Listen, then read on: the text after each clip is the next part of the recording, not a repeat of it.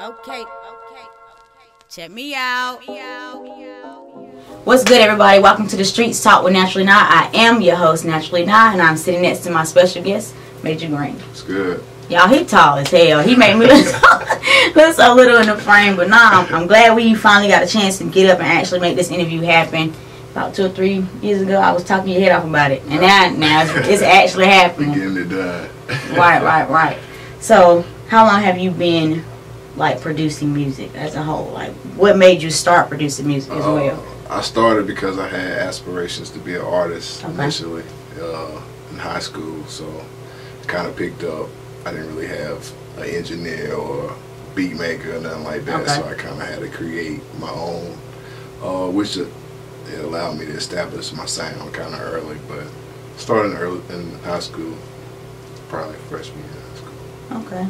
So when did you I know the process of learning all of this, because I'm looking at the equipment now. So what type of equipment did you start off with, since you said within high school?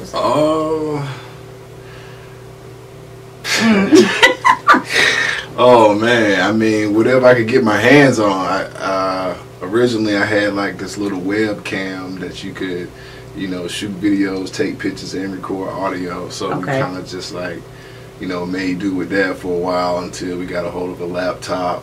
And I had a couple buddies that was, we had a group or whatnot. Okay. And so we just kind of put the pieces together. Another guy had a keyboard. Another guy got access to the software we needed to record. Oh, but they making it happen. Look. Y'all making it happen. Look, everybody bringing something to the table. That's good. Yeah. So you had a team. Okay. Yeah, it got us started. And, we just kind of built from there as we got older and moved to different parts of life. Okay, so did the traffic for your producing pick up when you went to college? A lot of clientele, did a lot of people know that you were, producing, or they just saw the artist side of what you did? Well, a couple of the guys that I started with, we all went to college together too. Okay. So we were able to continue that, and then based from people knowing what we did, because we weren't scared, we didn't hide it or whatever. We just kind of, gathered traction and got more people involved, more artists, and people knew about what we were doing just off that. But yeah, I mean, it was still kind of slowed in too, because I had football, school, and all that stuff. So it was still kind of like a hobby, developing, sound and gathering supporters and all that, a foundation. Okay. So did you ever think about just stop producing altogether with you being in college? Because I know you said you had the football and all of that going on. Yeah, well, in college I was more so focused on being an artist. Okay.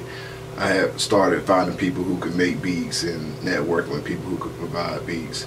And I was still recording myself because a lot of people liked how I recorded.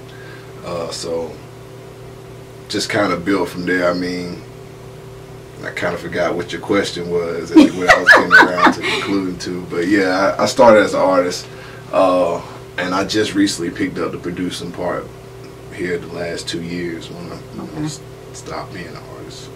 Okay. So do you think business is good for you right now? Yeah, I would say so. It was a slow start.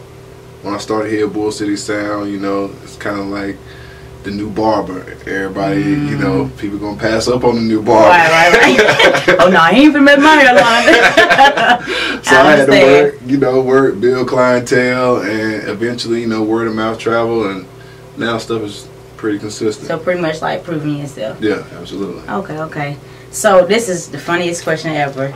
How do you take the artists that come into your studio and they're like, oh yeah, I got this 5-track, this and the third, and they hop in the studio and their wordplay is terrible. How do you handle that?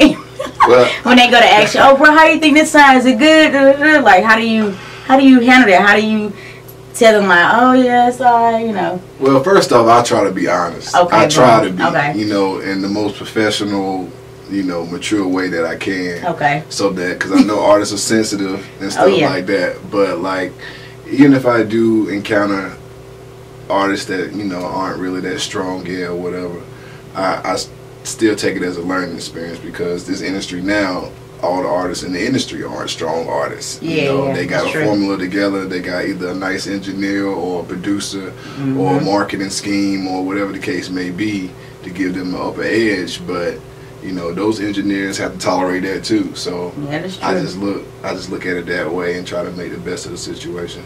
Okay.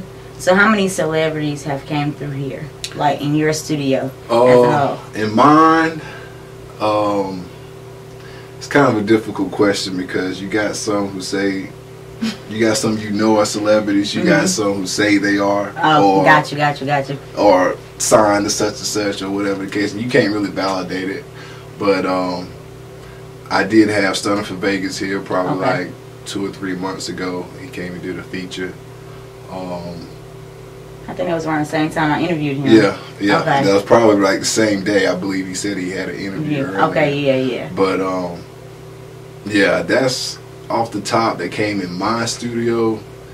That's most recently that I can remember. But you know, you got the local celebrities that, you know, drop by, and up and coming people, people who kind of behind the scenes of the artists that are in the industry. Right. I've had the opportunity to work with people like that. Some of Dipset's first lady, I worked with her once, which a lot of people may not be familiar with. And you know, I won't say B-list artists like that, but you know, artists. Okay, that's understandable. So how was your experience with Stunner for Vegas?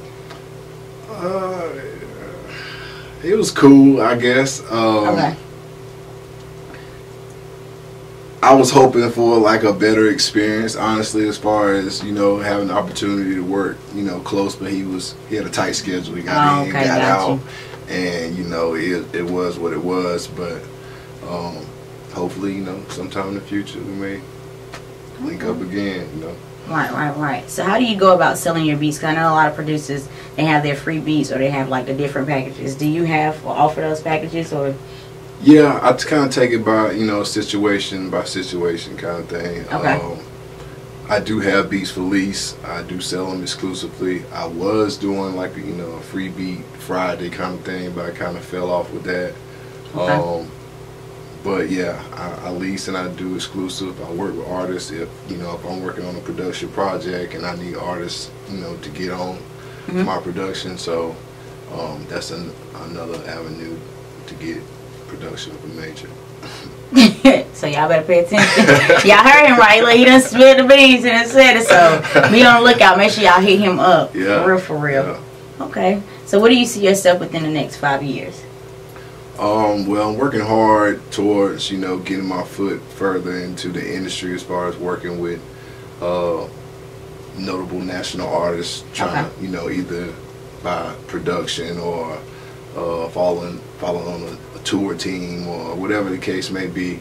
So I'm gonna start traveling a little bit, jumping from studio to studio, networking, and trying to get my brand more out instead of, you know, solidified just in Bull City or the Triangle area. So those are my nearby aspirations. And movie placements, TV shows, production, stuff like that. True. You know. That's where the money is right there. So if Naturally Nine needs a beat, then, you know, got to. Well, I do need like a little opening for my interviews. So look, I gotta, you know, write something out though. We can work that out. Okay. So how do you stay motivated in your field when you know there's like millions of other, you know, producers out there? What separates you from them? What makes you different? I mean, if I'm not in the studio, I'm researching about, you know, production, engineering, what new techniques are out there, what I didn't know how to do that I want to know how to do. So I just keep learning. That's how I stay motivated. You know, YouTube's your best friend. You know, other people that's in the industry that you know, maintain contact and relationships with. You know, I kind of feed off them, kind of see, you know, what may need to be my next move where, you know, I can get better based off their recent experiences or what they've encountered. But yeah, that's what keeps me motivated. Them and, you know, my family, kids, and trying to provide. Listen, that part, okay? We just had a conversation about that. Okay. Absolutely. I believe you. So what advice do you have for the upcoming, like the youth, the producers, you know, because I know it is a couple of teens that I know that are trying to be producers. So what advice would you give them, like, what would help motivate them? What should they do, or how should they start? I would just say don't get caught up in the perception of reality. Just kind of, find your niche. Even if you just got a computer and don't have a keyboard, you can make beats. If you just got a keyboard and no beat pad or a big studio, you don't need that no more. The technology out here allows you to do a lot with a little, you know what I mean? So just kind of do your research. If you really want to do it, you got to put your time into it. And repetition and consistency gets you at a level to get recognized. Yeah, just kind of stick with it. Network, that's really the key. Number one. I mean, that's number one, definitely. A lot of people, you can be the most talented person in the world, and if you're not approachable, or you can't talk to nobody, or you don't go out and see what's going on, then you're still stuck in quicksand. So that's true. So you want to say anything to your supporters? I appreciate your support, and I hope to continuously get it. And it's a pleasure, doing this interview with Naturally Nah, and look forward to hearing more from you soon. All right. Thank you guys for tuning in to the Streets Talk with Naturally Nah. I am your host, and this is my special guest, Major Green. All right. He lit, y'all. He lit. Make sure y'all book him and tune in. I'm a Mac Duga baby, turnkey raised me, Cornwallis made me, yeah that's me. See I'm a Mac Duga baby, turnkey raised me, Cornwallis made me, yeah that's me. I am Naturally Nah, yeah that's me. I am Naturally Nah, yeah that's me. I interview people, yeah that's me. I interview people, yeah that's me. So you can have a brand, business, or a group. I'ma pull smooth up with my crew. I'ma interview you real quick and ask you some questions that you ain't used to. See, I've been doing this shit for a year now, and I ain't stopping till I make it to the top now. Cause I'm doing it and doing it and doing it well. I'm straight from Matt Duke.